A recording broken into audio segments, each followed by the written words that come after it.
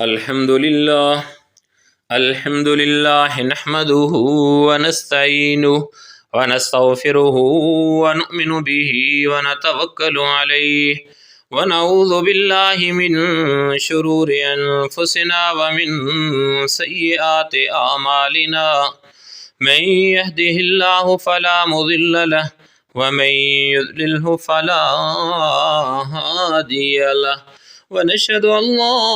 إله إلا الله وحده لا شريك له ونشهد أن سيدنا ومولانا محمدا عبده ورسوله أما بعد فأعوذ بالله من الشيطان الرجيم بسم الله الرحمن الرحيم لقد من الله على المؤمنين إذ بعث فيهم رسولا من أنفسهم صدق الله مولانا العظيم وصدق رسوله النبي الكريم اللهم صل على محمد النبي الأمي وعلى آله وصحبه وسلم تسلیما۔ محترم سامعین ذی وقار، میں نے آپ کے سامنے سورہ آل عمران کی ایک آیت مبارکہ کے ایک حصے کی تلاوت کرنے کی سعادت حاصل کی۔ اس آیت مبارکہ کا ترجمہ آپ کے سامنے رکھتا ہوں۔ اللہ نے دو تاکیدیں، لقد، البتہ، تحقیق، من اللہ، من احسان کیا اللہ نے، علی المؤمنین ایمان والوں پر، اذ بعث فیہم جب ان کے اندر بھیجا، رسولاً اپنے رسول کو، من انفسہم انہی میں سے۔ تو محترم سامعین، اس آیت مبارکہ کے حساب سے ایک بڑی عجیب بات یہاں پہ معلوم ہوئی۔ قرآن مجید فرقان حمید کھولیں تو اس کے اندر اللہ کریم کہیں فرما رہے ہیں وَإِن تَعُدُّوا نِعْمَةَ اللَّهِ لَا تُحْصُوهَا، میرے بندو اگر تم میری نعمتوں کو گننا چاہو، لا تحصوها، انہیں گن نہیں سکتے ہو۔ شکر تو دور کی بات ہے، اللہ کہہ رہے ہیں کہ میری بندو اگر تم میری نعمتوں کو گننا چاہو تو گننا تمہارے بس کی بات نہیں۔ اتنی نعمتیں اللہ کریم نے دی ہیں، اتنی نعمتیں اللہ کریم نے دی ہیں، اور ہماری زندگی کا ایک ایک لمحہ، ایک ایک پل ایسا ہے کہ جس کے اندر ہم اللہ کریم کی کروڑہ نعمتوں سے فائدہ اٹھا رہے ہیں، اور کئی ایسی نعمتیں ہیں کہ اگر اللہ کریم ہم سے وہ لے لیں تو ایک پل بھی زندہ رہنا ہمارے لیے ناممکن ہو جائے۔ وہ اللہ کریم نے ایسی نعمتیں بھی دی ہیں، لیکن اللہ کریم نے کسی نعمت کا احسان نہیں جتلایا کہ بندے میں نے تجھے فلاں نعمت دی ہے، اس کے بغیر تو زندہ نہیں رہ سکتا، اے بندے فلاں نعمت دی ہے۔ اللہ نے نعمتوں کا کہیں بھی احسان نہیں جتلایا۔ ہاں، یہ فرمایا ثم لتسألن یومئذ عن النعیم، پھر البتہ ضرور تم سے نعمتوں کے بارے میں پوچھا جائے گا۔ ان السمع والبصر والفؤاد کل اولئک کان عنہ مسئولا، نعمتیں ہیں یہ ساری، لیکن کہیں یہ نہیں فرمایا، احسان نہیں جتلایا کہ او میرے بندے میں نے تجھے فلاں نعمت دی ہے۔ نعمتوں کا اللہ کریم نے احسان نہیں جتلایا۔ صرف جب دیکھا قرآن و حدیث کے اندر میں نے تو کہیں بھی یہ نہیں ملا۔ ایک جگہ پہ یہی آیت پہ آ کے نگاہ رک گئی کہ اللہ نے اسی آیت کے اندر فرمایا احسان جتلایا کیوں؟ پھر میں سوچنے لگا کہ اللہ کریم تو نے اتنی نعمتیں دی ہیں، ان کا تو نے ہمیں نہیں کہا کہ میں نے تمہارے اوپر احسان کیا ہے، اللہ تو نے اس نعمت کے متعلق کیوں کہہ رہا ہے؟ تو معلوم ہوا کہ اللہ کریم جو اس نعمت کا احسان جتلا رہے ہیں اس کی وجہ یہ ہے کہ اللہ کریم نے آپ علیہ السلام کا ثانی پیدا ہی کوئی نہیں فرمایا، آپ کا مثل اللہ کریم نے کائنات کے اندر پیدا ہی کوئی نہیں فرمایا، آپ جیسا جب ہے کوئی نہیں، اللہ کے خزانوں میں آپ ایک ہی ہیں، اکلوتے ہیں، تنہا ہیں، آپ کا مثل کوئی نہیں، آپ کا ثانی کوئی نہیں، آپ کے مقام و مرتبے والا کوئی نہیں۔ اللہ کریم نے پھر احسان جتلایا۔ پھر مجھے بات سمجھ آئی کہ گویا اللہ جل شان فرمایا کہ اے میرے بندے تو کیا سوچ رہا ہے، کس چیز کے اندر پڑا ہوا ہے؟ یہ تو میرے خزانے کے اندر ایسی نعمت ہے جو اکلوتی ہے، ایک ہی ہے، اس کا میں احسان نہ جتلاؤں تو کس نعمت کا احسان جتلاؤں؟ اللہ کریم نے فرمایا کہ اس لیے میں احسان جتلا رہا ہوں، اور یہ میں اپنی پیاری نعمت، سب سے قیمتی نعمت یہ تمہیں دے رہا ہوں۔ اور دوسری بات یہ ہے کہ ہر بندہ اس کے پاس جو سب سے اچھی چیز ہوتی ہے سب سے اچھے لوگوں کو دیتا ہے۔ اس سے یہ بھی معلوم ہوا کہ اس کائنات کے اندر ایمان والے سب سے اچھے ہیں، جیسے کہ اس آیت کے اندر اللہ فرماتے ہیں نا، ان الذین آمنوا وعملوا الصالحات، بے شک جو لوگ ایمان لائے اور انہوں نے اعمال صالح کیے، اولئک ہم خیر البریہ، یہی لوگ کائنات کے اندر سب سے بہترین لوگ ہیں، سب سے اچھے لوگ ہیں۔ کیوں؟ اللہ نے فرمایا کہ جن کے اندر دو باتیں پائی جاتی ہیں، ایمان والے ہیں، یقین والے ہیں، پختہ ایمان والے ہیں، اور دوسری بات یہ ہے کہ اعمال صالح کرنے والے ہیں، صرف خالی خولی دعوائی کرنے والے نہیں بلکہ اس کے اوپر عمل بھی کرنے والے ہیں، جن کے اندر دونوں چیزیں پائی جاتی ہیں، ان الذین آمنوا وعملوا الصالحات اولئک ہم خیر البریہ۔ اللہ کریم فرما رہے ہیں کائنات کے اندر سب سے بہترین لوگ ہیں۔ اللہ کہہ رہے ہیں کہ یہ میرے خزانے کے اندر جو سب سے بہترین نعمت تھی، جو سب سے اخلوتی تھی، جو بے مثل نعمت تھی، اس کو کائنات کے اندر جو سب سے بہترین لوگ ہیں ان کے اندر میں بھیج رہا ہوں۔ لقد من اللہ علی المؤمنین،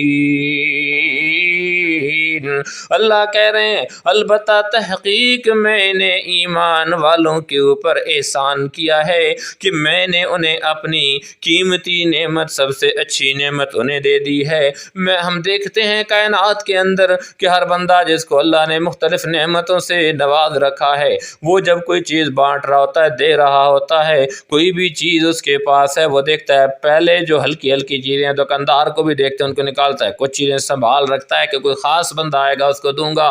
اللہ کریم نے اس نعمت کو سنبھال رکھا تھا۔ اللہ نے پہلے اپنے دیگر انبیاء کرام کو بھیجا، وہ بھی مقام و مرتبے کے اندر اس کائنات کے اندر سب سے اعلیٰ و عرفہ ہیں، لیکن آپ علیہ الصلاۃ والسلام تو امام الانبیاء ہیں۔ آپ کا وہ معاہدہ تو آپ نے سنا ہوگا کہ اللہ قرآن کے اندر آپ کے مقام و مرتبے کو، آپ کی عظمت کو بیان کر رہے ہیں، جس آیت کے اندر فرمایا وَإِذْ أَخَذَ اللَّهُ مِيثَاقَ النَّبِيِّينَ لَمَا آتَيْتُكُم مِّنَ الْكِتَابِ، اللہ کریم نے انبیاء کرام سے مواخذہ لیا، ان سب سے یہ عہد لیا کہ انبیاء کرام کی جماعت، میں دنیا کے اندر تمہیں بھیجوں گا اور تمہیں میں نبوت بھی دوں گا، رسالت بھی دوں گا۔ ہاں، جب تمہاری نبوت چل رہی ہوگی، لوگ تمہاری بات مان رہے ہوں گے، تمہارے پیچھے چل رہے ہوں گے، کوئی پڑھ رہا ہوگا لا الہ الا اللہ آدم صفی اللہ، کوئی پڑھ رہا ہوگا لا الہ الا اللہ ابراہیم خلیل اللہ، کوئی پڑھ رہا ہوگا لا الہ الا اللہ موسیٰ کلیم اللہ، کوئی پڑھ رہا ہوگا لا الہ الا اللہ عیسیٰ روح اللہ۔ اے انبیاء کرام کی جماعت، جب یہ ساری کتاب اور حکمت میں تمہیں دے دوں، ثم جاءکم رسول، پھر میرا وہ رسول آ جائے، مصدق لما معکم، جو تصدیق کرنے والا اس کی جو تمہارے پاس ہو، جو تم کار نبوت کر رہے ہو، جو تم دعوت دے رہے ہو، جو شریعت تمہاری چل اس کی تصدیق کرنے والا ہو، مصدق لما معکم لتؤمنن به ولتنصرن، تم نے کیا کرنا انبیاء کرام کی جماعت، ایمان ضرور لے کر آنا ہے اور ان کی نصرت بھی کرنی ہے، صرف ایمان نہیں۔ اللہ نے اسی کے اوپر بس نہیں کی کہ ایمان لانا ہے، نصرت کرنا۔ اللہ نے آگے فرمایا قال اقررتم، اللہ نے اقرار بھی لیا کہ اے انبیاء کرام کی جماعت، کیا تم اس کے اوپر مجھے اقرار کرتے ہو، اس کے اوپر عہد دیتے ہو؟ قال اقررتم واخذتم علی ذلکم اسری، اللہ نے ان سے ایک مضبوط عہد لیا، لینے کے بعد انبیاء کرام نے فرمایا قالوا اقررنا،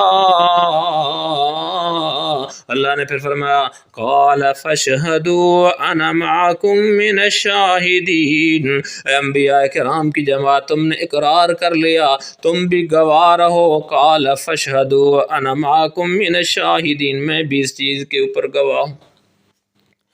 اور پھر اللہ نے فرمایا فمن تولا بعد ذلک فاولئک هم الفاسقون، اس کے بعد جو بندہ جو بھی پھر گیا تو پھر اس کے متعلق بڑا سخت فرمایا هم الفاسقون، وہ فاسق ہیں۔ تو محترم سامعین، یہاں بظاہر انبیاء کرام مخاطب ہیں، اس کی اہمیت کو بیان کیا جا رہا ہے، عظمت مصطفیٰ کو بیان کیا جا رہا ہے، وگرنہ انبیاء کرام سے تو غلطی کا صدور ہی ناممکن ہے، گناہ ان سے ہو نہیں سکتا، کیونکہ خود اللہ کی ذات ان کی رہنمائی فرما رہی ہوتی ہے۔ صرف مقام مصطفیٰ کو واضح کرنے کے لیے، عظمت مصطفیٰ کو واضح کرنے کے لیے اللہ یہ فرما رہے ہیں کہ اگر میرا محبوب، اگر میرے انبیاء کرام بھی اتباع نہیں کریں گے تو ان کے متعلق اللہ ایسی بات فرما رہے ہیں، تو لہذا باقی بعد میں آنے والے جتنے ہیں عام لوگ ہیں ان کے لیے تو بڑی سخت تاکید ہے، حقیقت کے اندر انہی کے متعلق فرمایا جا رہا ہے۔ تو محترم سامعین، اسی طریقے سے میں عرض کر رہا تھا آپ کے سامنے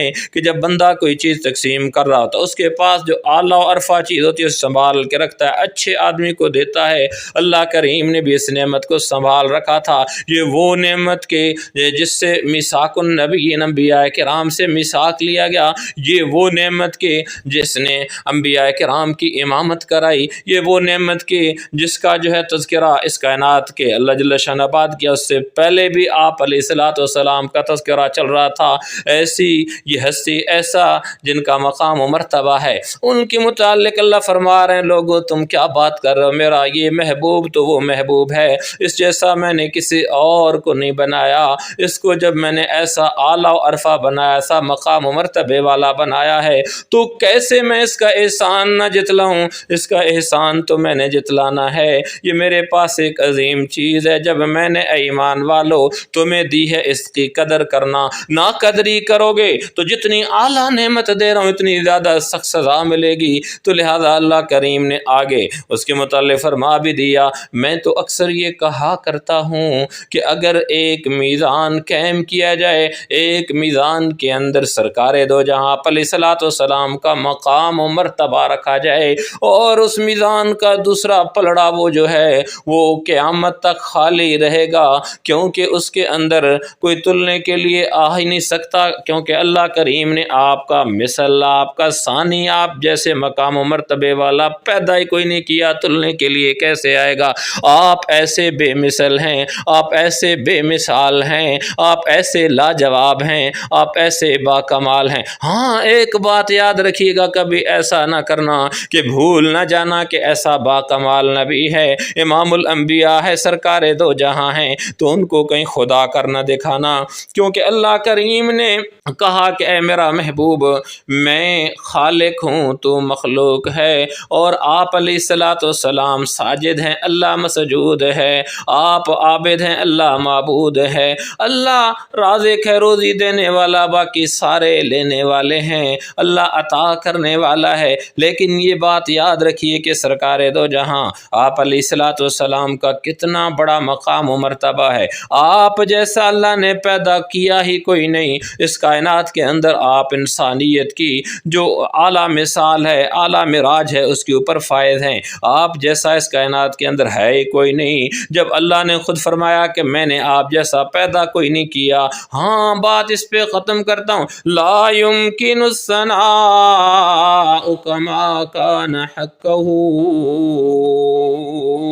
آپ کی ثنا بیان کرنا جیسا کہ حق ہے، لا يمكن، ممکن ہی نہیں ہے، لا يمكن الثناء كما كان حقه۔ بعد از خدا بزرگ تو ہی قصہ مختصر، اللہ کے بعد سب سے زیادہ مقام و مرتبے والے آپ ہیں، اسی پہ بات اپنی ختم کرتا ہوں۔ تو محترم سامعین، اللہ کریم کی ذات ہم سب کو صحیح معنوں کے اندر صحیح طریقے سے اپنے محبوب کی شان کو سمجھنے کی اور آپ کی اتباع کرنے